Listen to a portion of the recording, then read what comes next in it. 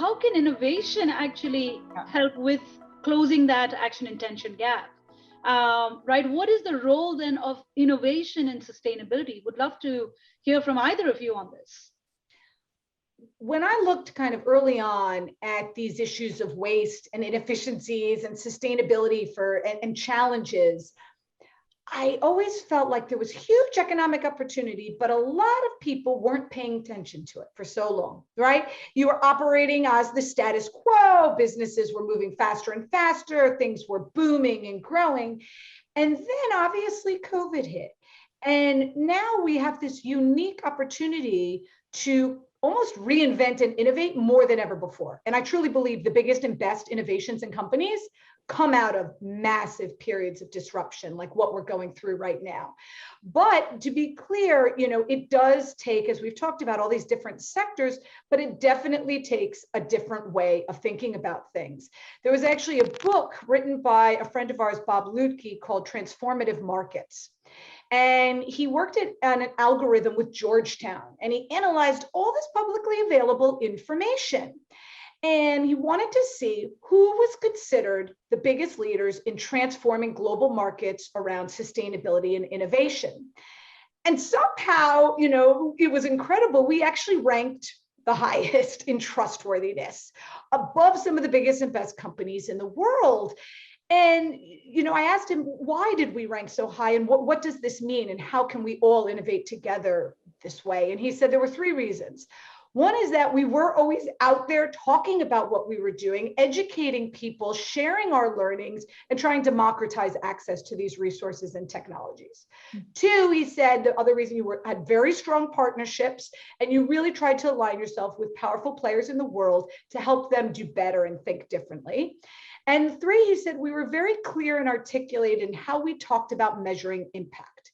We did speak out about the water, the toxins, right? The carbon emissions and the waste we've saved, and track and measure that and share that.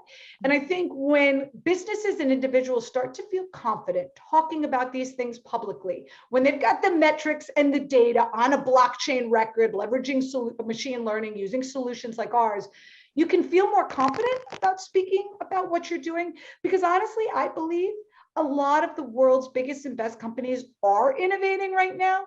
They're just not talking about it. And the more we can get people comfortable talking about it and partnering and supporting each other, that's really, I think, how we're going to have massive impact. And to date, I'm really proud to say for us, we've saved over 1 billion gallons of water, and we're just getting started. It's actually enough clean water for 1.4 million people to drink around the world for 3 years.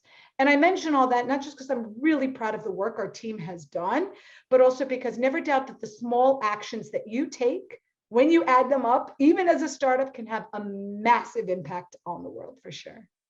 That is really inspiring. Many levels. One thing that you've talked about is the expectations of the business community.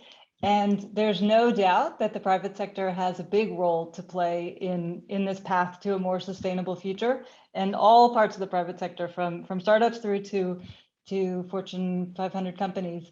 And what we're seeing in the run-up to COP26 is that expectations are really high on businesses.